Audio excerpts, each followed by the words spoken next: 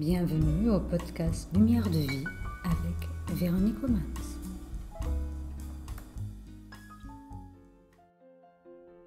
Par les portes d'or de Mabel Collins. Chapitre 1. Épisode 2. La recherche du plaisir. Ce que les hommes désirent, c'est trouver le moyen d'échanger la douleur contre le plaisir, c'est-à-dire découvrir de quelle façon on pourrait régler la conscience pour ne plus éprouver que la sensation la plus agréable. Une telle découverte est-elle possible à force d'exercer la pensée humaine ? Voilà pour le moins une question digne de considération.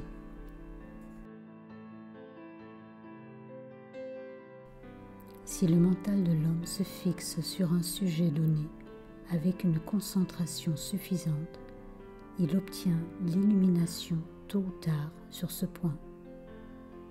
L'individu en qui apparaît l'illumination finale est appelé un génie, un inventeur, un être inspiré.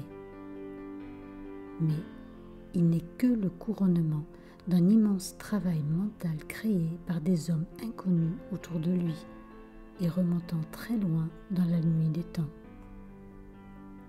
Sans eux, il n'aurait pas trouvé la matière dont il s'est servi. Même le poète a besoin de nombreux rémailleurs pour s'alimenter. Il est l'essence du pouvoir poétique de son temps et des temps qui l'ont précédé. Il est impossible de séparer un individu quelconque du reste de ses semblables.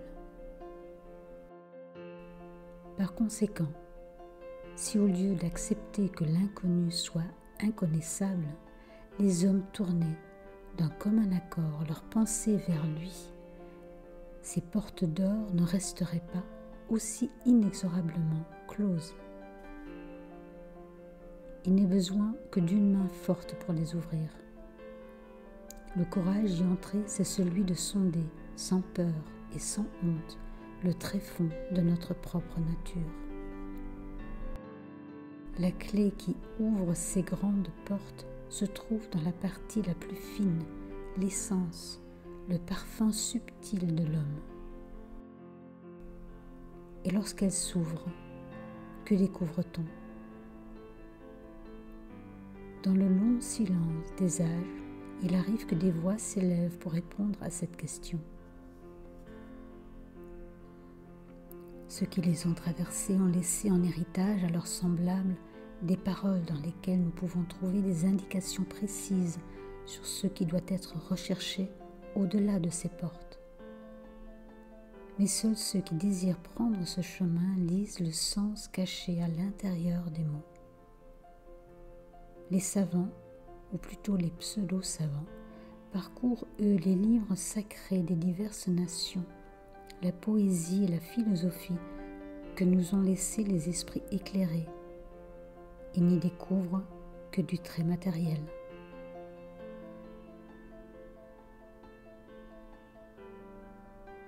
L'imagination, embellissant les légendes de la nature ou exagérant les possibilités psychiques de l'homme, explique à leurs yeux tout ce qu'ils trouvent dans les Bibles de l'humanité. Mais ce qui est contenu dans chaque mot de ces livres peut être découvert en chacun de nous. Et il est impossible de trouver dans la littérature ou par quelque autre canal de pensée ce qui n'existe pas dans l'homme qui se livre à l'étude. Voilà bien sûr un fait évident connu de tous ceux qui étudient véritablement. Mais il faut spécialement s'en souvenir en ce qui concerne ce sujet profond et obscur, car les hommes s'imaginent volontiers que rien ne peut exister pour les autres là où eux-mêmes ne perçoivent que le vide. L'homme qui lit ces livres s'aperçoit bien vite d'une chose. Ceux qui l'ont dévancé n'ont nullement constaté que les portes d'or menaient à l'oubli. Au contraire, passé ce seuil, la sensation devient réelle pour la première fois. Mais elle est d'un ordre nouveau, inconnu et impossible à apprécier, à moins de posséder quelques indices suggestifs sur son caractère. Sans aucun doute, un tel indice ne manquera pas d'apparaître au chercheur qui voudra bien se donner la peine de parcourir toute la littérature accessible. Il existe des livres et des manuscrits mystiques qui restent inaccessibles, simplement parce que personne n'est à même d'en lire la première page. Telle est la conviction à laquelle arrivent tous ceux qui ont étudié suffisamment le sujet. Car il doit y avoir, d'un bout à l'autre, la ligne continue, et nous la voyons aller de l'ignorance profonde jusqu'à l'intelligence et la sagesse. Il est tout naturel qu'elle s'élève ensuite à la connaissance intuitive et à l'inspiration. Nous possédons quelques rares fragments de ces grands dons de l'homme. Mais où se trouve donc le grand tout dont ils forment une partie? Il est caché derrière un voile mince et pourtant apparemment infranchissable, qui nous a aussi caché toute science, tout art, tout pouvoir de l'homme, jusqu'au moment où ce dernier a eu le courage de déchirer le frêle obstacle. Ce courage ne peut naître que de la conviction. Dès que l'homme croit que la chose qu'il désire existe, il l'obtient à tout prix. La difficulté dans ce cas réside dans son incrédulité. Il faut éveiller un grand courant de pensée et d'attention si l'on veut se tourner vers la région inconnue de la nature de l'homme pour en ouvrir les portes et en explorer les grandioses perspectives. Tous ceux qui se posent la question « La vie vaut-elle la peine d'être vécue ?» doivent admettre que ces tentatives méritent d'être faites, quel qu'en soit le risque. Sans doute suffit-il d'orienter l'homme vers un nouvel effort, avec l'idée qu'au-delà de la civilisation, de la culture intellectuelle, de l'art et de la perfection mécanique, il y a un autre portail nouveau, donnant accès aux réalités de la vie. Lorsqu'il semble que la fin et le but soient atteints, et que l'homme n'ait plus rien à faire, à ce moment même, il n'apparaît plus avoir que deux alternatives, manger et boire, et vivre dans son confort comme le font les animaux, ou tomber dans le scepticisme qui est la mort. C'est alors que, s'il veut se donner la peine de regarder, les portes d'or sont devant lui. Ayant assimilé parfaitement en lui la culture de son époque, au point d'en être lui-même une incarnation, il est, à ce moment-là, devenu apte à risquer le grand pas, chose absolument possible, bien que tenté par si peu, même parmi ceux qui en ont l'aptitude. Si cette tentative est si rare, c'est en partie parce qu'elle est entourée de difficultés profondes, mais bien plus encore parce que personne ne comprend que c'est là vraiment la voie vers le plaisir et la satisfaction. Il y a certains plaisirs qui attirent chaque individu. Tout homme sait que c'est dans un domaine ou un autre de la sensation qu'il trouve sa plus grande jouissance. Naturellement, c'est vers lui qu'il se tourne systématiquement dans la vie. Mais il lutte tout le temps avec un fait redoutable. À peine a-t-il obtenu son plaisir qu'il le perd à nouveau et qu'il doit se remettre à sa recherche. Il ne l'atteint jamais en réalité, car il le voit toujours s'échapper au dernier moment. Ceci est dû au fait qu'il s'efforce de saisir ce qui est insaisissable et de satisfaire la faim de sensation de son âme par le contact avec des objets extérieurs. Comment ce qui est extérieur pourrait-il donner satisfaction ou même être agréable à l'homme intérieur? Cette chose qui règne au-dedans n'a pas d'yeux pour la matière, pas de main pour toucher les objets, pas de sens avec lesquels saisir ce qui est en dehors de son enceinte magique. Ces barrières enchantées qui l'entourent sont sans limite, car ce régent intérieur est partout.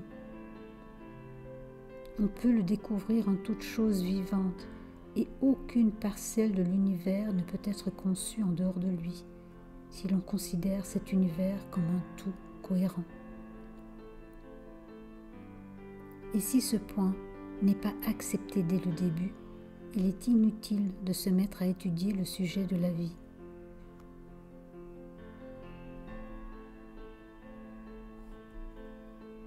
La vie, en vérité, est privée de sens si elle n'est pas universelle et cohérente. Et si nous ne comprenons pas que nous existons par le fait que nous sommes un fragment de ce qui est, et non pas en raison de notre propre être. Voilà l'un des facteurs les plus importants du développement de l'homme. La reconnaissance, l'admission profonde et complète de la loi d'universelle unité et cohérence. La séparation existant entre les individus, entre les mondes, entre les différents pôles de l'univers et de la vie, l'illusion mentale et physique appelée espace, tout cela est un cauchemar de l'imagination humaine. Tout enfant sait que les cauchemars existent et ne sont là que pour tourmenter. Et ce qu'il nous faut acquérir, c'est le pouvoir de discerner entre la fantasmagorie du cerveau qui ne concerne que nous-mêmes et celle de la vie quotidienne dans laquelle d'autres êtres sont aussi impliqués. Cette règle s'applique aussi au cas plus général. Cela ne regarde que nous, si nous vivons dans un cauchemar d'horreur irréelle, si nous nous imaginons être seuls dans l'univers et capables d'action indépendante, tant que nos associés sont seulement ceux qui font partie du rêve. Mais lorsque nous désirons parler à ceux qui ont tenté l'expérience des portes d'or et les ont ouvertes, il est alors absolument nécessaire, il est même essentiel d'user de discernement et de ne pas introduire dans notre vie les confusions de notre sommeil. Si nous le faisons, nous sommes pris pour des fous et nous retombons dans les ténèbres où il n'y a d'autre ami que le chaos. Ce chaos fait suite à chaque effort de l'homme consigné dans l'histoire. Une fois qu'une civilisation a fleuri, la fleur tombe et meurt. Puis l'hiver et l'obscurité la détruisent. Tant que l'homme se refuse à faire l'effort de discernement, lui permettant de distinguer entre les formes indistinctes de la nuit et les personnages actifs du jour, ceci est inéluctable. Mais si l'homme a le courage de résister à cette tendance réactionnaire, de se tenir fermement sur les cimes qu'il a atteints et d'avancer le pied pour chercher le pas suivant, pourquoi ne le trouverait-il pas? Il n'y a rien qui permette de supposer que le sentier s'arrête à un certain endroit, sinon le fait que la tradition l'a dit et que les hommes ont accepté cette affirmation et s'y cramponnent pour justifier leur indolence. L'indolence, c'est en fait la malédiction de l'individu qui vit dans ce monde satisfait des plaisirs des sens. Le fait de boire des vins fins, de se délecter de mets raffinés, d'aimer les brillants spectacles et la belle musique et un cadre luxueux, tout cela ne vaut pas mieux pour un individu cultivé et n'est pas plus satisfaisant comme but final de jouissance que ne le sont les amusements grossiers et assoufissements de plaisirs de rustre pour l'individu sans culture. Il ne peut y avoir de point final, car la vie, dans toutes ses formes, n'est qu'une immense série de fines nuances. Et celui qui décide de stationner au point de culture qu'il a atteint et se plaît à avouer qu'il ne peut aller plus loin, exprime simplement une affirmation arbitraire pour excuser son indolence. Dès que la lumière pénètre dans le mental obscurci, l'individu tout entier se tourne vers elle. Il en est de même sur un plan plus élevé, seulement à ce stade, la difficulté de pénétrer le mental et d'accepter la lumière est encore plus grande. Le gourmet raffiné ne cherche que des fumées délicats et des saveurs parfaites. Mais il est aveugle au fait qu'il existe quelque chose au-delà de telle jouissance.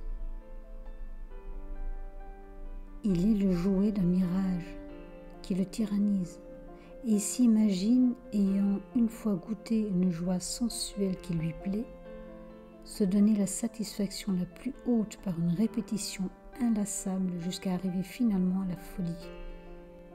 Le bouquet du vin qu'il aime l'empoisonne, ne lui laissant d'autre pensée que celle du désir sensuel, et il se trouve dans le même état désespéré que l'ivrogne mourant fou.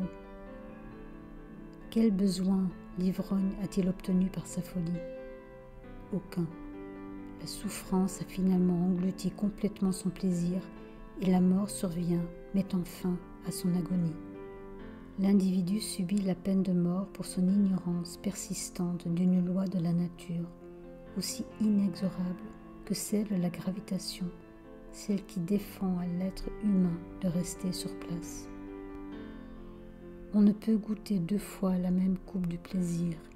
La deuxième fois, elle doit contenir soit un grain de poison, soit une goutte d'élixir de vie.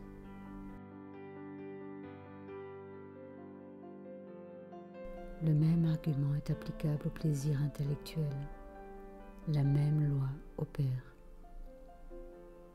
Nous voyons des individus qui sont la fleur de leur époque au point de vue intellectuel et qui finissent par s'enfermer de façon fatale dans une sorte de cage d'écureuil de la pensée, où ils s'abandonnent à leur indolence innée et commencent à s'illusionner.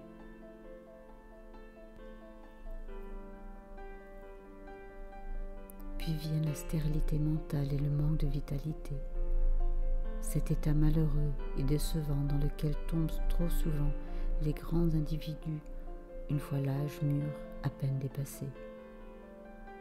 Le feu de la jeunesse, la vigueur du jeune intellect l'emporte sur l'inertie intérieure et porte l'individu à escalader des cimes de la pensée en remplissant ses poumons mentaux de l'air libre des hauteurs. Mais bientôt, la réaction physique se produit. Le mécanisme physique du cerveau perd sa puissance, de son élan, et commence à relâcher ses efforts, simplement parce que la jeunesse du corps est finie. Dès lors, toute la conscience commence à s'apaisantir. L'individu se trouve épouvanté par la pensée que la vie puisse perdre pour lui toutes ses possibilités. Il dégringole alors à un niveau familier et y trouve un certain réconfort, permettant de faire vibrer une corde bien connue de passion ou d'émotion. Et trop nombreux sont ceux qui, ayant agi de la sorte, s'attardent à ce point, craignant d'affronter l'inconnu, se contenant de faire résonner continuellement la corde qui répond le plus aisément. De cette façon, ils conservent la certitude que la vie brûle toujours pour eux. Mais en fin de compte, leur sort est semblable à celui du gourmet et de l'ivrogne. La puissance du sortilège diminue de jour en jour à mesure que le mécanisme qui assure la sensation perd de sa vitalité.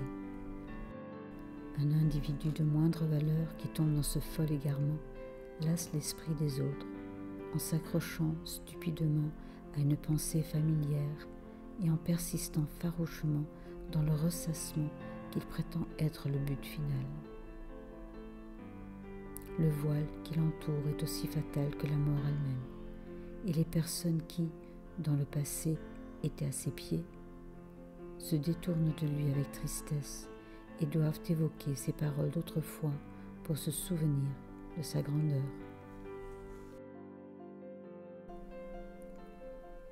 Quel est le remède à cette misère et à ces efforts gâchés? En existe-t-il un? Sans aucun doute, la vie elle-même possède une logique et une loi qui rend l'existence possible.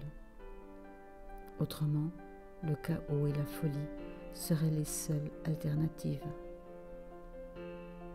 Quand une personne absorbe sa première coupe de plaisir, son être est rempli de cette joie inexprimable qui accompagne une sensation première et neuve.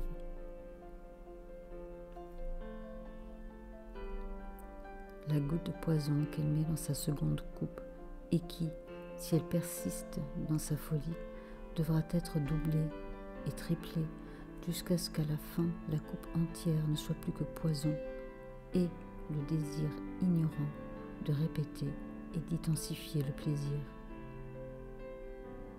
Cela signifie évidemment la mort, selon toute analogie. L'enfant devient adulte, il ne peut conserver son état d'enfance et répéter, intensifier les plaisirs de l'enfance, sinon en payant le prix inévitable, en devenant idiot.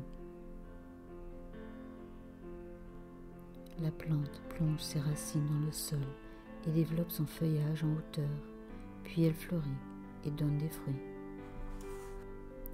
La plante qui ne produit que des racines ou des feuilles, persistant indéfiniment dans son développement, est considérée par le jardinier comme une mauvaise herbe, inutile, et doit être arrachée.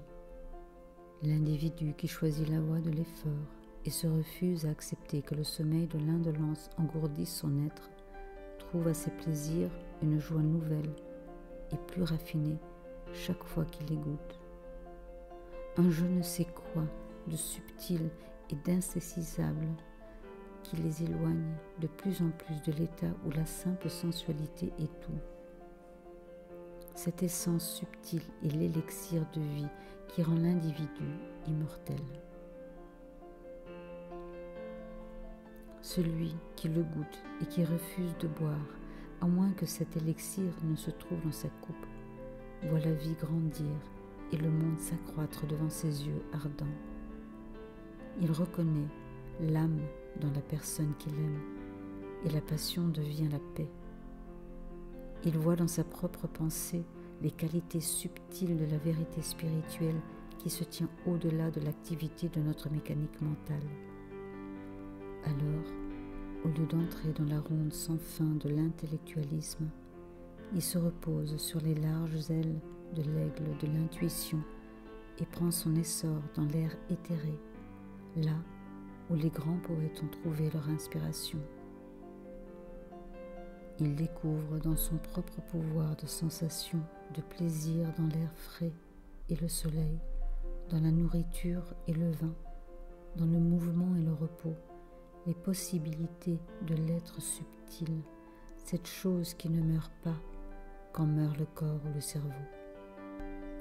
Dans les plaisirs de l'art, de la musique, de la lumière, de la beauté, à l'intérieur des formes que les personnes répètent jusqu'à ce qu'elles ne retrouvent plus que les formes, l'individu découvre, lui, la gloire des portes d'or. Et il les traverse pour trouver au-delà la vie nouvelle qui enivre et fortifie. Mais s'il a versé, goutte à goutte dans sa coupe, de plus en plus d'élixir de vie, il est assez fort pour respirer cet air intense et en vivre. Alors qu'il meure ou qu'il vive dans la forme physique, il poursuit également sa route et découvre des joies nouvelles et plus raffinées, des expériences plus parfaites et satisfaisantes à chaque souffle qu'il inspire et expire. Si ce podcast vous a plu, pensez à vous abonner. Vous pouvez également visiter la série podcast Méditation Lumière de Vie. Vous y trouverez des méditations guidées pour vous aider sur votre chemin de réalisation de soi.